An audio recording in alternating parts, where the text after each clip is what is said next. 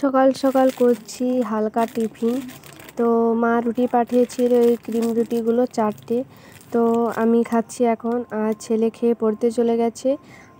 মা আর দিদিমারও খাওয়া হয়ে গেছে, এখন আমি খাচ্ছি। তো এই যে রুটির ভিতরে ক্রিমগুলো দেখছো, এগুলো আমার ছেলে খুব ভালো খায়।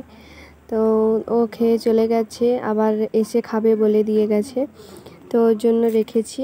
Hello friends, welcome back to my channel. আশা করি তোমরা সবাই খুব ভালো আছো। আমি শর্মিলা, বিশ্বজিৎ.শর্মিলা চ্যানেলে তোমাদের সবাইকে স্বাগত জানিয়ে আজকে আবার একটা নতুন ব্লগ শুরু করেছি। আই হোপ তোমাদের ভালো লাগবে, তো দেখতে থাকো পুরো ব্লগটা, একদম স্কিপ না করে। তো বাবার বাড়ি যাওয়ার আগে এই কাঁকরোলগুলো কিনে দিয়ে গেছিলাম। মা রান্না করেনি, তাই গায়ে কীরকম দাগ হয়ে গেছে একটু একটু। তো আমি সেগুলো ভালো করে বাদ দিয়ে আমি কেটে নিচ্ছি। তো আজকে করব কাঁকরোল ভাজা আর পটল ভাজা, আর মাছ আছে, মাছের ঝাল করব। তো এই হবে। তারপর মা আবার শুশনি শাক নিয়ে এলো, মাকে বললাম যে বেছে রেখে দিতে, ওটা পরের দিন করব। তো একদিনে তো সব খেয়ে নিলে হবে না গরিব সংসারে, তো তাই। তো আমি এখানে এক এক করে সবজিগুলো কেটে নিচ্ছি। পটলগুলোরও প্রায় একই দশা হয়েছে। তো মা যে দিদির বাড়ি থেকে এসেছিলো জামাই ষষ্ঠী দিন সকালে, তো তখন মা নিয়ে এসেছিলো, দিদি পাঠিয়ে দিয়েছিল পটল, আর তোমাদের দেখেছিলাম আর কি পাঠিয়েছিল। তো পটলগুলো রয়ে গেছে, আর পটলগুলোর দুদিকে একটু একটু হলুদ হলুদ হয়ে যাচ্ছে, মানে পেকে যাচ্ছে। তো তো আমি বেছে নিয়ে নিলাম, আর একটু যেগুলো কাঁচা আছে সেগুলো রেখে দিয়েছি, আর পটলটা ছুলে নিচ্ছি। বাইরে উনুনে যেহেতু রান্না হবে, তাই আমি তাড়াতাড়ি সবজি কেটে নিচ্ছি, কেটে উনান ধরিয়ে দেব, কেননা বাইরে রোদ লেগে যাবে, আর রোদে কি রান্না করা যায়। তো তাই আমি কেটে নিচ্ছি। দেখো এখানে আমার কাঁকরোল ভাজা পটল ভাজা হয়ে গেছে, আর এখানে হচ্ছে মাছের ঝোল, তো মাছের ঝাল, তো এটা হয়ে গেছে। তো সব শেষে দেখো মা কোথা থেকে নিয়ে এলো কালাজাম। তো কালাজাম তো এবছর এখনো পর্যন্ত খাওয়া হয়নি। মা কোথা থেকে আনলো, নুন মাখিয়ে এনেছে। তো আমি আর আমার একটা ঝিয়ারি খাচ্ছি, এখানে বসে বসে আমি খাচ্ছি, আর ও গল্প করছে, আর গল্প শুনছি ওর দিকে তাকিয়ে। আর দিদিমাকেও দিলাম, দিদিমাও পেছনে খাচ্ছে। তো অনেক দিন পর কালাজাম খেলাম, আর কালাজাম খেতে খেতে ছোটোবেলার কথা মনে পড়ে গেল। আমরা কি করতাম, সকালবেলা কালাজাম গুঁড়োতে যেতাম, যাদের কালাজামরুলের গাছ আছে, তো আমরা কালাজাম গুঁড়াতে যেতাম, খেতাম। তো এখন তো আর মানে বাড়িতেই সব সময় থাকি। তো দেখো কত জিনিস বের করেছি, এগুলো ভিজাবো বলে। তো এই গামলিতে জল নিয়ে নিয়েছি, আর এক এক করে ভিজিয়ে দিচ্ছি সার্ফ জলে। তো এগুলো কেচে আবার কমফোর্টে দেওয়া হবে। তো চলো দেখতে থাকো। তো অনেকক্ষণ ভিজিয়ে রেখেছিলাম সার্ফ জলে, তো এবারে কেচে নেব। তো দেখো কতগুলো ভেজানো হয়েছে আজকে।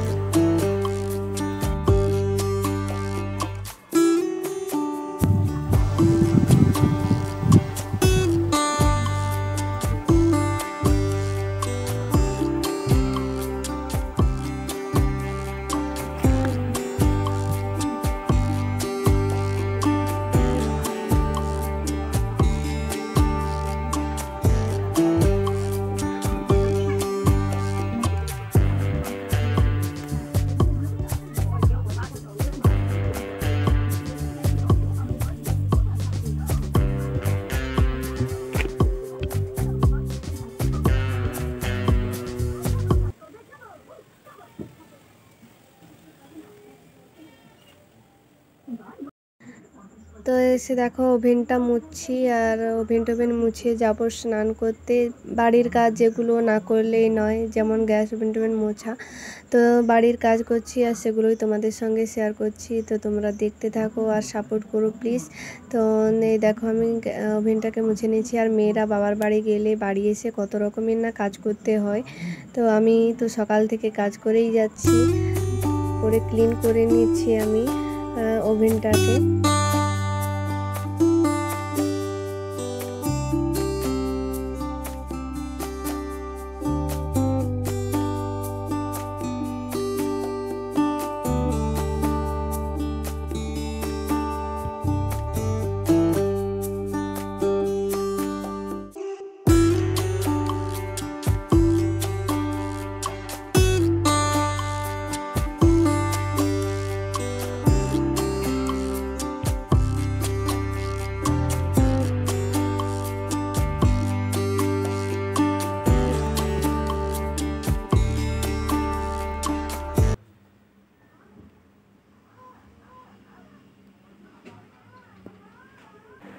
দুপুরবেলা স্নান করে খাওয়া দাওয়া করে একটু বিশ্রাম নিচ্ছিলাম, আর এখন বিকেল হয়ে গেছে।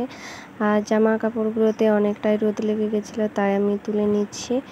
তা এখন যেহেতু রোদ চলে গেছে, তবু আমি তুলে নিচ্ছি আর গুছিয়ে নেব। কিছু কিছু জামা কাপড় এখান থেকে তুলতে হবে আলমারিতে, তো সেগুলো তুলে নেব। আর যেগুলো ভেজা আছে সেগুলো মিলিয়ে দিচ্ছি, আর যেগুলো শুকিয়ে গেছে ওগুলো আমি গুঁড়িয়ে নিচ্ছি। তো মেয়েদের সারা দিন কিছু না কিছু মোট কাজ চলতেই থাকে। তো এবারে আমাদের ভাতের যে হাঁড়ি আছে, তো আমি ভাতটাকে আজর করে হাঁড়িটাকে মেজে দেখো এভাবে পেছনটা ছাই লাগিয়ে রেখে দিয়েছি, তাহলে উনুনে রান্না করলে কালিটা চটপট উঠে যায় এরকম ছাই বুলিয়ে রাখলে। তো আমি এভাবেই করি হাঁড়িতে। আর তারপর দেখো ঘর দর ঝাঁটিয়ে নিচ্ছি। আর আমাকে বাড়ির কাজ সবসময় দেখো একাই করছি আমি। মা থাকে, মা টুকটাক করে, আমি মাকে বেশি কাজ করতে দিই না, তো আমি করে নিই। তাই আমি ঘর দর ঝাঁটিয়ে নিচ্ছি।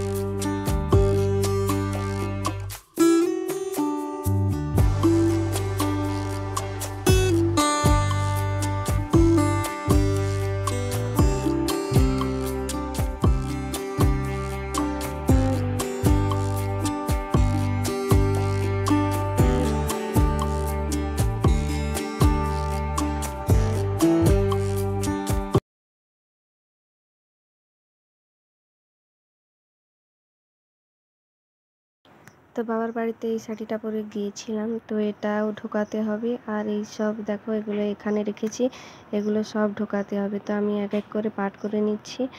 আর তোমাদের বললে বিশ্বাস করবে না যে আমি ক্যামেরাটাকে কিভাবে সেট করি। তো বিছানা বালিশের পর বালিশ রেখে তারপর ক্যামেরা সেট করেছি, মানে ফোনটাকে সেট করেছি, যেহেতু আমার ক্যামেরা স্ট্যান্ড নেই, তোমাদের আগেই বলেছি। তো তাই আমাকে বহু কষ্টে মানে ক্যামেরা সেট করতে হয়। আমার বাড়ি পুরো ফাঁকা হয়ে গেছে, আর আমি একা বসে আছি, আর আমার সঙ্গে বসে আছে এই দেখো পুচকা একটা ছাগল বাচ্চা। তো এটা হচ্ছে বড় মামিদের, আর আমি এখানে বসে আছি বলে আমার কাছে এসে বসেছে। যেহেতু আমি একা কী করবে, তাই ও একা আমিও একা, তাই ও আমার কাছে এসে বসেছে। তো এখন একটু বাইরের একটু হালকা হালকা হাওয়া খাচ্ছি, আর একটু বাইরে ঘোরাফেরা করব। তো চলো আজকের ব্লগটা আমি এখানেই রাখছি। জানি না অনেকটা বড় হয়ে গেছে কি না, আমার নেটের মানে অবস্থা খুব খারাপ। তো তাই আমি আজকের ব্লগটা এখানেই শেষ করছি। আই হোপ তোমাদের কিছু হলেও ভালো লেগেছে। যদি ভালো লেগে থাকে অবশ্যই লাইক কমেন্ট শেয়ার করে দিও, আর অবশ্যই আমার পাশে থেকো। তো চলো টাটা, আবার একটা নতুন ব্লগ নিয়ে দেখা হবে। ততক্ষণ তোমরা সবাই সুস্থ থেকো, ভালো থেকো।